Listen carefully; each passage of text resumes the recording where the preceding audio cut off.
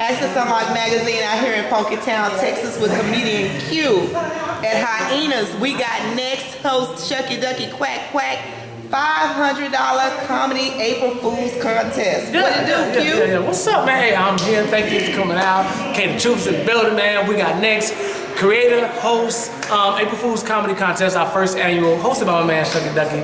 We're here. Thank y'all for coming out. Thank you for having us. Yeah, it's nothing. What I want to do now is go into a couple of interview questions with you, because you're the hottest thing going. That's what they say. You traveling. I got a fever, so I'm hot. You hot. I get it. You know, it's cool. Where did you just come from? I just came from Chicago. Chicago. My hometown. What up, Chi-Town? Doing big They things. gonna throw no gang signs up in there. Nah. Oh Lord, don't get shot now. Okay, but now I want to know a little bit about you. What you want to know? When did you first realize you wanted to become a comedian? I think the first time I thought I could be funny in front of folks, I used to watch Johnny Carson back in the day. I'm old school. So I used to watch Johnny Carson and Eddie McMahon play around on doing their skits and stuff like that. So I was just, and the comics used to come up and get timed, like the Jerry Seinfelds and the Eddie Murphys and all these old school comics, Dan Aykroyd. And I was like, man, I something in my spirit, I don't know, God put it in, I guess, said, I can do that. Now, what's crazy is it took, now I was probably like 12 years old, 14 years old. It went from 14 to almost 27. So another 13, 14 years before I even tried to do it. But it was embedded in me, it was birthed in me about 14. Like, I'm gonna try to do comedy one day. And then I came to Dallas and tried it. So by you saying 14, you hella funny, hella funny. Thank So you. were you a class clown? Not at all. Not Really? at all. No. See, we was broke coming up. We was broke. So I didn't try to put too much attention on myself. So I stayed in the background, did what I could. I'm like one of those barely getting by kind of student, C's, maybe some B minuses. So being funny was not the smart thing to do because I would bring a lot of attention to myself and my wardrobe. So I'm pro wings. I don't know if y'all know about pro wings. Y'all privileged little kids. We know about that. So I didn't have the chance to be a class clown. All my comedy came like after 25. Okay. But you still had it in your heart from young. I think it was just something in me. Like it might have been the entertainment aspect of it. Like, okay, I think I would like to make folks smile. I don't know whether it was gonna be with my poetry, which happened later, or acting, but entertaining. I think it was birthed in me when I used to watch Johnny Carson and all that. Now I want to switch it up a little bit. Most comedians joke about the state of the world today. What is your view on the world today? It's kind of messed up, but gas prices got good. Thanks, Obama. We appreciate that. I kind of joke about my life. Really, the basis of my comedy comes on what I see personally first, and then what I get to see as far as like what my friends go through, or what I go through as far as like work, or my family and stuff like that. So I don't really kind of like, well, it's all in the same aspect as like what's going on in the world, but I don't touch on too many touchy subjects and nothing like that. What do you consider touchy? With comedy, it's so subjective that it's really nothing off. It's nothing off the radar that you can talk about. You can talk about anything with comedy, I feel. So let me bring it back. Recently, Jamie Foxx is in the news for making fun of the Kardashian guy. I can't even think his name. Bruce Jenner. And his trans. about his nuts. Right. And about his nuts. Right. So was that off limit? No. That's gold. Because that's comedy. That's right? gold. That's a grown man who decided to become a woman. If that's not comedy gold, I don't know what it is. Now, there's another article going on about Steve Harvey talking about, they say, autistic child or somebody in church that wasn't, his words were, it was a grown-year-old woman or man, I don't know what gender was, but acted like they was like 16, had the mind capacity of 16 or 6. Some people could think that's edgy. But we all have somebody in our family that ain't got all their stuff together. So and we we can take that laugh from, at them. how about that? And so we say he probably could be taking that from a personal perspective. So you can, I mean, it's the most criticized form of artistry, but you should be able to get away with almost anything. It's only for the better. Like we get to laugh at ourselves. Right. It started back in slavery. Like, this is old.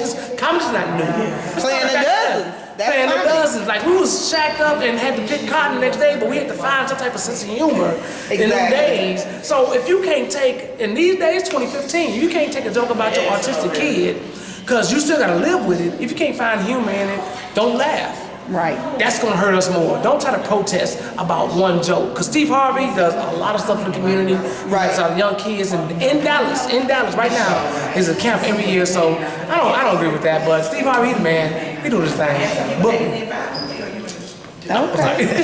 Has there ever been a joke you performed and later wish you could take it back? If so, how would you handle it? Or how did you handle the situation? I'm gonna say it was one time in Killeen, but it's a true story. So it's like it's touchy, but like I hooked up with a I don't want to call it a handicap, but oh Lord, that's the one with the kickstand. Yeah, the little chick, she ain't like her knees. She didn't tell me about her knees. So everything from the knee down wasn't hugs. And I did the joke the second time I went back, or the next time I went down to Killeen, and she was in the audience. Oh, Lord. Right, so I did it, and I didn't know her. She was like, you don't know. I was like, I was like, I'm sorry, I'm gonna give you a free DVD. But that was the most uncomfortable I ever felt on stage. But that's hella funny though. It kills every time. So, but it's my life, so I feel I have the right to talk about it. Right on. But I did feel bad. I ain't gonna lie. I did feel bad about talking about it because she was there, because I didn't have the chance to say, hey, look here, I'm gonna talk about this shit you put me through. And I didn't get to tell her that. Because did you, you know, even though this is the magazine. No, I ain't hit. You ain't hit the one with the no legs. I ain't hit. She was playing hard to get, but her legs. How was she playing hard and she? Because her legs was hard. They was hard. They was there. It was just plastic. So it messed up a little walk. It messed up. Okay. That's a true story, man. Oh my God. If the opportunity presented itself, right, which comedian or comedians would you love to share the stage with? I'm such a huge fan of comedy. I'm in talks right now to work with Tony Roberts, who is, if you guys don't know who Tony Roberts is, he is a comic. Of course, Kevin Hart. I got to meet him. I got to host a party for him in Vegas. Now that's nice. Yes, that was so big. Probably one of the biggest things. That and Arsenio Hall, doing a skit with Arsenio Hall on his show before he canceled. But Kevin Hart, I would love to do a show with Kevin Hart. Everybody. I mean, I'm a huge fan of comedy. So Kevin Hart, Jamie Foxx, I would love to share stage. Steve Harvey, I would love to share stage with him. But it's some folks that I'm admiring that I'm 1 degree of separation from. So right now it's pretty much a phone call, an email before I can book them. And then I can say I share the stage because I booked them, so I'm a hostess, so that's gonna happen. Right on. Yeah. So what made you hot? What do you think what made you hot, the person you are now? When people think Q, they think hotness. Right. Is that what they think? Yeah. Hey. I'm gonna tell you something. This is something I truly believe in. Is hard work pays off. I've been in Dallas doing entertainment for over 15 years. Okay. And that's from poetry. I was a badass and still a badass spoken word artist. I'm one of the hottest hosts in Dallas. I hosted the Texas Summer Music Conference. I was play-by-play in color for a professional basketball league. So I've been blessed and have shown favor to be able to get in front of a lot of different folks doing what I love to do, with anything with a mic. So I think that helps me become, I guess, hot. And then We Got Next is 4 years old come June 2015. And that has really helped me out. And what's cool about We Got Next is I put everybody in front of me as far as We Got Next. We Got Next is about comics, up-and-coming comics that's get on stage, get out of town as well. But it's my baby. So whatever We Got Next does, I get to do it. So is We Got Next is kind of like, is the parent company Quality Events Dallas, and then you have We Got Next? Yeah, Quality Events Dallas is a promotion company, and what we promote is, it's kind of like the Dallas Black of live entertainment. If you guys know what Dallas Black is, DallasBlack.com, shout out to Corey and Levita. And they promote a lot of parties and where you get out and kick it. Well, Quality Events Dallas, that concept came from just promoting stuff that had live bands, poetry, comedy, stuff like that. How about that, karaoke, all that good stuff. So that's kind of where the concept came from. And then now I promote all my shows through Quality Events Dallas, along with a couple of business partners, DJ Spinderella and AC3 Enterprises. Herschel Cooper. So that's kind of the brainchild. Shout out to Herschel. Shout out to Herschel. So everything that We Got Next does, I'm attached to it. So I kind of like put Q behind the scenes because I could be selfish and say I want to book and go out of town and do my thing. But if We Got Next doing it, then I'm doing it. So and I'm blessing other comics. And a lot of comics don't get to go out of town this early in their career, the first 2-3 years in their career. But it's social media age. So if you got fans in Dallas, that means you got fans maybe in Waco, maybe fans in San Antonio. But I got rooms in Waco and San Antonio, so let's go. Let's expand that. So do you have any plans for an up-and-coming comedy tour headlining you? Or? Probably not headlining me. I'm gonna host it, but I think in 2016, I'm gonna open up each city as the headliner, and then I'll bring in my peoples. So make sure you bring in Access Unlocked for coverage. Say, let's go. So we have Waco every month. Every second Friday of the month. We have San Antonio every other month, every second Saturday of the month. And then we have Dallas every other month on Sunday. So basically every other month we have a 3-city tour. Waco, San Antonio, and then we close at home in Dallas, which is gonna be Mother's Day weekend, the next tour we do. With all this traveling, how do you juggle your personal life with the event planning, the comedy, and then your regular? I have a regular 9 to 5. Yes. I don't get to sleep much, unfortunately, but I'm young still. And I have 2 kids. I have a daughter, I have a son, and we have a great co-parenting relationship. Like, we're not together, but like I can call her right now and say, hey, I got a show. If I gotta get my son tonight, can I get somebody else to watch him, or vice versa? If she got a show, because both my co-parents are in the entertainment as well. So it kind of works because we kind of understand this and the greater good of what's gonna come. So I'm blessed, to be honest. I don't know how the other way to say it, that we have a great relationship, and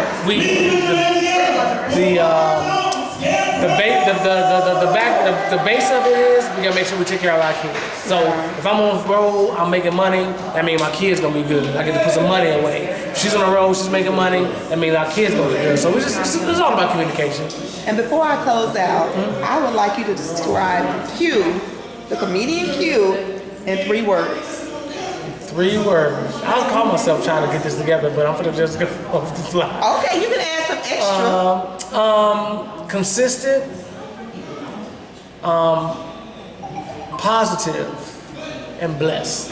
Amen. I'll say that. Consistent, positive, and blessed, because all I have is my word. That's it. I don't have, when folks see me a lot on social media. Social media can bump you up and think, oh, he's doing it good. I'm in San Antonio and Waco, but all I'm doing is investing the money I would be messing off into what my dreams are. That's pretty much what it is. So I don't have time, I'm on 2 drinks now. Too. I'm trying to be smart. I know we all fall back and backslide, but it's a bigger goal that's 3 years, that's 4 years, that's 10 years away from what I'm doing right now that I see, that I can actually touch.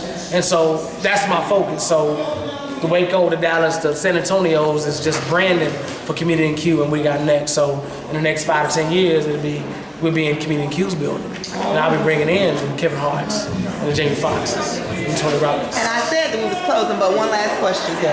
Well, I want a comment from you. If you had the opportunity to speak to an up-and-coming comedian, what guidance or what would you tell them? How would you tell them to stay focused, or how would you tell them to get to where you are, basically?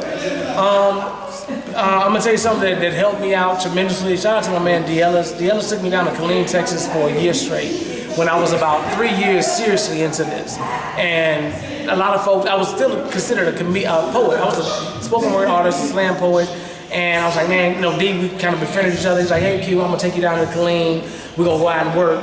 And he gave me 15 minutes every month to work in front of everybody. A lot of folks I done brung back now that I do when We Got Next. And what he taught me was to be humble. And that's something that's the first thing I tell comics because social media make you feel like you're doing it. Like, oh yeah, I got 500 likes and I got 5,000 friends. That don't mean nothing. When you go on stage and you feeling cocky, you can get shut down and get humiliated so quick. So stay humble. Even if we kill and we sell this thing out tonight, the house is packed. I'm loving this. This is great. But I got 2 more shows coming up this month. gotta So stay humble I gotta and stay keep humble. That's grinding. great. Thank you, God. I appreciate that. Now I gotta get 300 more folks to come to the next 2 shows. Right. So you gotta stay humble. So that's one of the first things I tell comics: be humble. Hard work pays off. Don't be afraid to promote yourself. If people look at me and say, "Hell, Q, you can sell cars, you can sell furniture, you can sell clothes," no, but I can sell the shit out of Q. Right. I believe in this. I believe in this brand that we got next. I believe in Quality Business Dollars to HC3 Enterprises. So I can sell that without no script. Like, hey, this show gonna be off the chain. You gonna get greeted. They gonna shake your hand. You know, you gonna see the guy that's running this is the same guy that's cleaning up the tables later on because we hungry and we humble. So stay humble. Hard work pays off. And try to bless as many people as you can on the way up because it definitely comes back. I'm 15 years now and I've sold so many seeds that if you could look at my email list, folks are comments are emailing me, "Hey Q, I want to do We Got Next." I'm like, dude, I can't fly you in. I can only pay you this much. Man, we ain't tripping. Let me know when we can come. And I'll be tripping like, y'all really want to come to this? It ain't, you know, but the word is getting out. However it is. I got to meet Kevin Hart, my idol. I have business relationships with DJ Spenderella from Salt and Pepper. Like I talk to her every day. Right on. That's planned. That's already those are seeds that you sown in the past that God is setting you up. So I'm a firm believer in that. So just stay humble, work hard, keep your word. It's gonna come back. Well, Funny Man Q, Access Unlocks would like to thank you for allowing us to come out and kicking with you, interview you, and hanging with you. April And Fool's this is Comedy Show. And it's a hot show with It's Shucky Ducky Quack. Quack, quack, quack. Yes, thank you. Thank you, baby. I appreciate it.